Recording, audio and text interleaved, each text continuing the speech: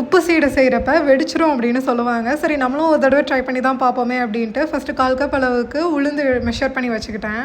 அப்புறமா 1 கப் அளவுக்கு அரிசி மாவையும் மெஷர் பண்ணி எடுத்துக்கிட்டேன். இப்போ நம்ம ஃபஸ்ட்டு மெஷர் பண்ணி வச்சுருந்த உளுந்தை வந்துட்டு ஒரு பாத்திரத்தில் சேர்த்து நல்லா ரோஸ்ட் பண்ணி அதை ஒரு மிக்ஸி ஜாரில் மாற்றி நல்லா பவுடராக்கி வச்சுக்கிட்டேன். இப்போ அதே பாத்திரத்தில் நம்ம 2வதாக மெஷர் பண்ணி வச்சுருந்த அரிசி மாவை சேர்த்து ஒரு 5 மினிட்ஸ்க்கு நல்லா சிம்மில் வச்சுட்டு வறுத்துட்டு அது லைட்டாக ஆறின பிறகு சளிச்சு எடுத்துட்டு அதுலேயே நம்ம மிக்சியில் பவுடர் பண்ணி வச்சுருந்த உளுந்தையும் சேர்த்து அதையும் சேர்ந்தாக்கில் சளிச்சு எடுத்துக்கிட்டேன். சளிக்கிறப்ப கவுண்டர் டாப்பில் சேர்ந்த மாவு எல்லாத்தையும் கையோட நல்லா க்ளீன் பண்ணி விட்டுட்டேன். இப்போ நம்ம ரெடி பண்ணி வச்சிருந்த மாவு கூட 1/2 டீஸ்பூன் உப்பு, கொஞ்சமாக காயப்பொடி, 1 டீஸ்பூன் எள்ளு, பட்டர் விட்டுட்டு நல்லா மிக்ஸ் பண்ண ஆரம்பிச்சிட்டேன். இப்போ இது கூட கொஞ்சம் கொஞ்சமாக தண்ணி சேர்த்து சப்பாத்தி மாவு ரெடி பண்ணுற மாதிரி ரெடி பண்ணிவிட்டு அதில் இருந்து குட்டி குட்டி பால்ஸாக வந்துட்டு இந்த மாதிரி உருட்டி வச்சுக்கிட்டேன். அவ்வளோதான். இப்போ இது எல்லாத்தையுமே கொஞ்சம் கொஞ்சமாக ஆயிலில் சேர்த்துட்டு ஃப்ரை பண்ணி எடுத்துட வேண்டியது தான். ஃப்ரை பண்ணுறப்ப அடுப்போட ஃப்ளேம் வந்துட்டு ஹையில் வச்சு பண்ணாதீங்க, லோ டு மீடியம் அந்த லெவல்லே வச்சு பண்ணிங்கன்னா நல்லாயிருக்கும்.